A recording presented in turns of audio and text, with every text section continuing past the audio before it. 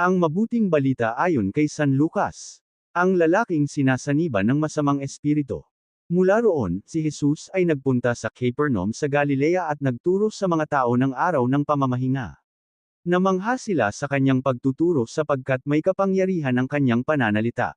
May isang lalaki noon sa sinaghuga na sinasapian ng masamang espiritu. Sumigaw ito ng malakas, "Ano ang pakialam mo sa amin, Jesus na taga Nazareth? Naparito ka ba upang puksain kami? Kilala kita. Ikaw ang banal na mula sa Diyos." Subalit sinaway siya ni Jesus, "Tumahimik ka. Lumabas ka sa taong iyan." At nang may lugmok ang lalaki sa kanilang kalagitnaan, lumabas ang demonyo sa kanya nang hindi siya sinasaktan. Namangha ang lahat ng nakasaksi kaya't nasabi nila sa isa't isa, "Ano ito? Makapangyarihan at mabisa ang kanyang salita."